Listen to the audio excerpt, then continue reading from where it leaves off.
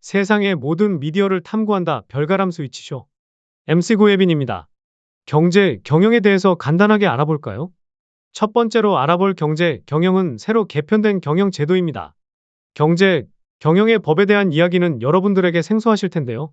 새로 개편된 경영의 제도는 사회적 기업의 정체성을 회복하고 기업으로서의 경쟁력 강화를 위해 지원 패러다임을 전면 재편을 하였습니다. 사회적 기업 자생력을 높이는 데 방점을 두고 경영 효율화 작업과 함께 수익성 향상에 역량을 집중하는데요. 특히 정부가 사회적 기업 신규 채용 인력에 지원하던 인건비를 대폭 줄이는 대신 고용촉진장려금, 장애인 고용장려금 등 고용부가 지원하는 일자리 사업에 예산을 추가 반영해 일반 중소기업과 형평성을 맞췄다고 합니다. 고용노동부는 1일 제4차 사회적 기업 기본계획을 발표하며 사회적 기업 지원 패러다임을 획일적 육성에서 자생력 제고로 전환한다고 밝혔습니다. 두 번째로는 여러분들이 많이 하시는 주식인데요. 주식 전망이 어떻게 될지 알아봅시다. 정부는 이번 주 증시도 최근에 박스권을 지속할 것으로 증권가는 예상했습니다. 지수 상단이 막혀있는 만큼 종목별 차별화 장세가 나타날 것이란 전망도 내놨습니다.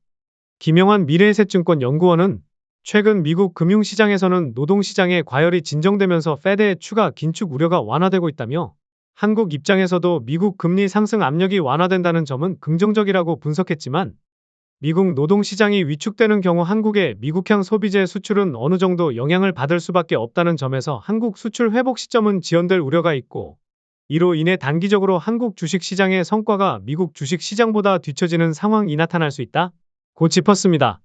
그러면서 주가지수는 박스권 내에 머무르는 가운데 종목 장세가 이어질 공산이 크다고 판단된다 고 전망했습니다.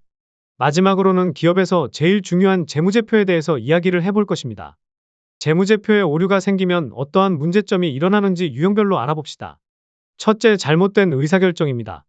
재무제표는 기업의 재무 상태와 성과를 반영함으로 오류가 있으면 잘못된 경영 의사결정을 내릴 수 있기 때문입니다. 둘째, 법적 문제입니다.